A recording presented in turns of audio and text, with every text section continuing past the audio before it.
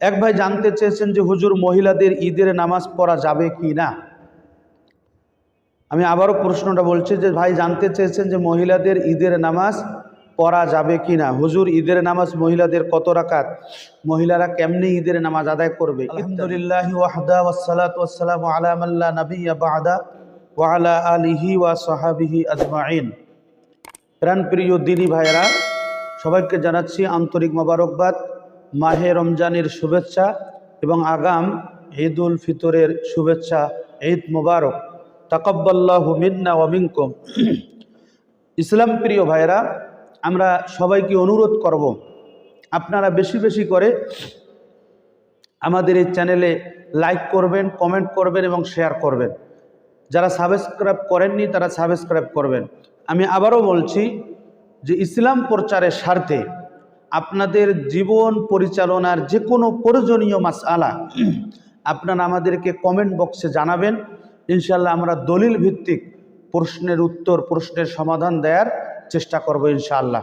তাই আমরা বিনীত অনুরোধ করব যে আপনাদের যে কোনো প্রয়োজনীয় মাসআলা আপনারা কমেন্ট বক্সে আমাদেরকে প্রশ্ন করে জানাবেন ইনশাআল্লাহ। এক ভাই জানতে চেয়েছেন যে হুজুর মহিলাদের ঈদের নামাজ পড়া যাবে কি না। আমি আবারও প্রশ্নটা বলছি যে ভাই জানতে চেয়েছেন যে মহিলাদের ঈদের নামাজ পড়া যাবে কি না। হুজুর ঈদের নামাজ মহিলাদের কত রাকাত, মহিলারা কেমনি ঈদের নামাজ আদায় করবে ইত্যাদি। ওই সকল দিনী ভাইদেরকে বলবো, আল্লাহ রাসূল সাল্লাল্লাহু সাল্লামের জীবদ্দশায় দেখা গেছে, বুখারী ও মুসলিমের যৌথ হাদিসে পাওয়া গেছে, মা আয়েশা থেকে বর্ণিত, হযরত আব্দুল্লাহ ইবনে উমর থেকেও এই হাদিসটি বর্ণিত হয়েছে যে আল্লাহ রাসূল সাল্লাল্লাহু আলাইহি সাল্লাম ঈদুল ফিতর, ঈদুল আজহার দিনে আমাদেরকে হুকুম করতেন যে তোমরা তোমাদের পরিবারস্থ সদস্যদেরকে নিয়ে তোমরা নারী পুরুষ সকলে সম্মিলিতভাবে ঈদগাহ মাঠে যাও, যে ঈদের নামাজ আদায় করো।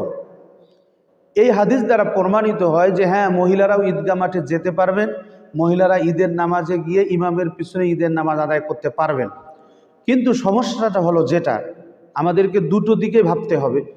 সমস্যাটা হলো যেটা, সেটা হচ্ছে যে আমাদের দেশে পর্দার বিধান কায়েম নেই, যার জন্য কোনো মেয়ে যেই সমাজে, ভালো করে বুঝতে হবে, যেই সমাজে যেই রাষ্ট্রে ইসলামী হুকুমত কায়েম নেই সেখানে মহিলাদের জামাতের সাথে নামাজ পড়া ওয়াজিব নয়। এই মহিলারা ঈদের নামাজ জামাতের সাথে যে আদায় করবে এটা কিন্তু তাদের জন্য ওয়াজিব নয়। আমাদের দেশে আপনি একটু সফর করেন না, দেখা যাবে যে আপনি নীলফামারী থেকে ঢাকা যাবেন, সাপোজ উদাহরণ দিচ্ছি, আপনি নীলফামারী থেকে ঢাকা যাবেন, আপনি দেখেন তো কয়টা ক্যান্টিন আছে এরকম ব্যবস্থাপনা যে আপনি আপনার বিবিকে নিয়ে যাবেন, সেখানে আপনি নামাজ আদায় করতে পারবেন, এরকম কোনো ক্যান্টিনের ব্যবস্থা নেই। তাই আমরা বলবো, বাংলাদেশি মা বোনদের উদ্দেশ্যে আমরা বলবো যে আমাদের মা বোনদের জন্য ঈদের নামাজ ওয়াজিব নয়, যেহেতু আমাদের ঈদগাহ মাঠগুলিতে ওইভাবে পরিপূর্ণভাবে পর্দার বিধান রক্ষা করার মতো ব্যবস্থাপনা নেই। মহিলারা ঈদগাহ মাঠে আসবেন, ওই রকম আলাদা কোনো তাদের নামাজের জায়গার ব্যবস্থা নেই। মসজিদেই আলাদা জায়গার ব্যবস্থা নেই, যেখানে ফিতনা সৃষ্টি হওয়ার আশঙ্কা বেশি আছে। সেক্ষেত্রে মা বোনেরা কি করবেন, মা বোনেরা যদি তার ঈদগাহ মাঠ থেকে কাছাকাছি বাড়ি হয় বা তার বাড়ির থেকে ঈদগাহ মাঠের অনুসরণ করার মতো সুযোগ হয়, তাহলে উনি ঘরের কোণে দাঁড়িয়ে ওই ইমামের পিছনে নামাজ আদায় করতে পারবেন ইনশাআল্লাহ। আমি আবারও বলছি, ঈদগাহ মাঠের কাছাকাছি যদি তার নামাজ পড়তে সমস্যা না হয়, তাহলে পর্দার সাথে তার বাড়িতে থেকেই উনি ঈদের নামাজে শরীক হয়ে ওই ঈদগাহ মাঠের ইমামের পিছনে ইক্তাদা করতে পারবেন। যদি সেটা না হয়, তাহলে ওই বোন অজু করে পবিত্রতা অর্জন করে ঘরের কোণে গিয়ে উনি একাকীও নামাজ আদায় করতে পারবেন, তাতে কোনো দোষের কারণ নেই। আর ঈদের নামাজের পদ্ধতিটাই হচ্ছে যেভাবে পুরুষরা, আমরা যারা বিশেষ করে হানাফি মাযহাবের অনুসারী, আমরা কি করি, আমরা 6 তাকবীরের সাথে আমরা প্রথম রাকাতে 3টা তাকবীর দিই, পরের রাকাতে রুকুর আগেই আমরা 3টা তাকবীর দিয়ে আমরা নামাজ শেষ করি।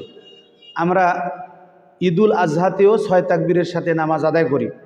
আমরা যারা হানাফি মাযহাবের অনুসারী, দেখা যায় যে আমরা 6 তাকবীর দিয়ে ঈদুল ফিতরের নামাজ আদায় করি। যেভাবে পুরুষরা আদায় করে ওভাবে মহিলারাও একাকী আদায় করতে পারবে।